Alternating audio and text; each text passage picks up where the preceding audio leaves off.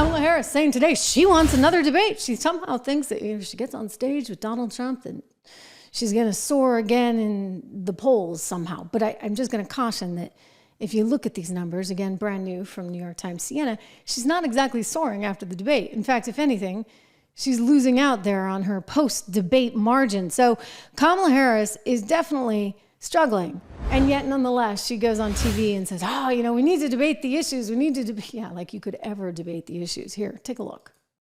Join me on the debate stage. Let's have another debate. There's more to talk about, and the voters of America deserve to hear the conversations that I think we should be having on substance, on issues, on policies. What's your plan? What's my plan? And we should have another one before Election Day. Except she never talked about her plan. She doesn't actually talk about the policy. She hasn't even given any kind of speech on the economy that's supposed to be happening at some point this week. She only put her policies on the website in copy and paste fashion. Yep. The internet sleuths actually figured that one out because you could actually see the code, and it was the exact same code. It had been copied and pasted from Biden's website onto hers. So Kamala Harris has no policy. She's just an attack dog that goes for the jugular as fast as she possibly can. We saw it, for goodness sakes, in 2020 with Joe Biden. Why the heck he ever hired her as his VP? You got me. Obama must have really put in a good word, because Biden didn't like her. Dr. Jill Biden did not like her, and the Democrat Party didn't like her. I mean, look at how she polled after that one. Clearly, Hispanics in Arizona didn't like her after the debate, nor did anybody like her in Georgia. They really don't like her that much in North Carolina either. They certainly don't like her in Pennsylvania that much. I mean, this woman, it should be a layup. She's got all the media all over Trump in a really negative way, and just boosting her nonstop over and over again in a positive way. 100% of the ABC News coverage of Kamala Harris since she announced her run for the presidency has been positive. 93% of the coverage on ABC News about Trump has been negative. This was reported by the Media Research Center, which analyzed all of the television minutes that ABC News had devoted to these guys.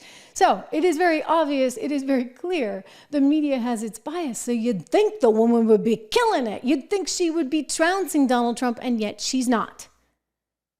She says she wants another debate. Another debate might. Okay? No more debates. No more debates. You don't know how to debate Kamala Harris. You are just going to level a whole bunch of nasty attacks at the President of the United States, former president, in a desperate attempt to try and goad him into saying something he probably shouldn't say. So granted, I'm not making excuses for him. He can't lose his temper. He shouldn't lose his temper. But I'll tell you, here's an easy way to solve it. Don't put yourself in that situation to begin with. Do not go near Kamala Harris. Okay? Stay far, far, far away. Even if she offers to do the thing on Fox. Okay? Can we all agree? Thumbs up on that, right, guys? Yeah, I see it. You do agree. You agree. I mean, we're on the same page. Meanwhile, Kamala Harris's spokesperson was grilled by CNN saying, why isn't she actually talking more? Why isn't she doing more interviews? Why doesn't she actually do anything but read a teleprompter? Well, the spokesperson had something to say about that. And if you ask me, this is a total put down to every single American. Kamala Harris is too busy for you. She's too busy for us. Watch.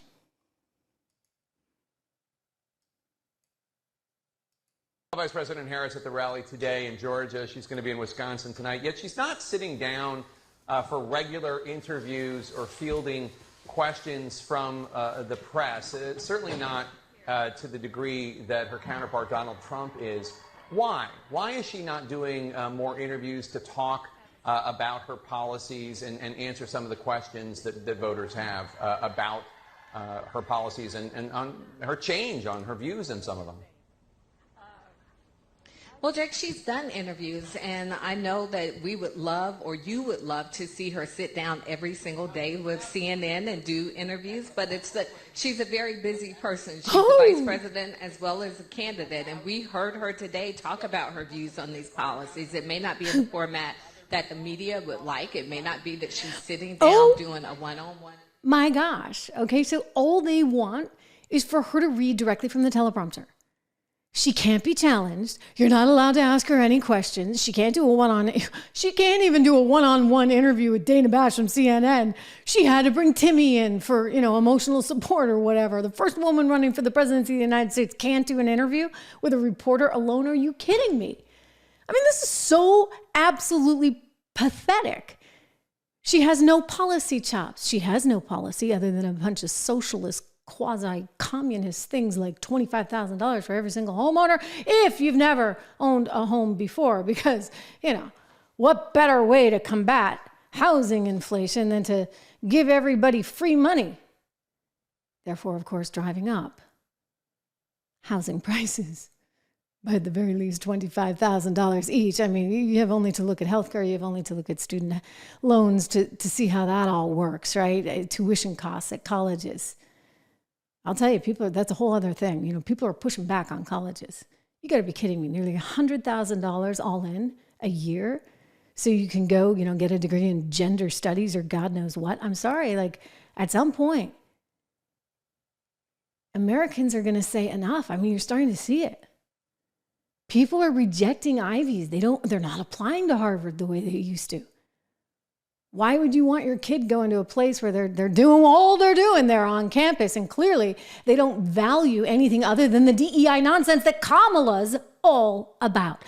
I'm telling you, America needs to reject this woman and reject her massively, spectacularly, in a huge way so that there's no debate about anything. I will say this, when Donald Trump polls, he polls poorly. So remember that. If he's just barely getting by and just a few points ahead here, there, and everywhere, he was way down in 2016. There was no evidence he was really going to win anything. It was just a hope and a prayer. I mean, yours truly was saying, don't count him out, don't count him out, don't count him out. Because anecdotally, I travel, I go around the country, I hear from people. And you guys will come up to me in an airport or some, random place and say, hey, I like Trump, or hey, I like your show, which probably means you like Trump's policies, right? If you're watching my show. And I knew that in 2016. I still heard that, but less of it in 2020, and I'm hearing it again now. So just an anecdote, not real data, but that stuff matters. So people are afraid to say this. So therefore, he's not polling necessarily the way that you would think. And thus, I suspect these polls are even better. They're going to try and get you down by saying, he stinks, and when he does actually do well in a poll, the New York Times Sienna team is looking at themselves saying, what do we do? What do we do? How did that happen? I mean, heck, she did the Oprah thing. Didn't Oprah help? Well, Oprah and Kamala got, 300,000 viewers? We talked about that. And then the next day, a whopping 1.4 million viewers. Nobody was watching.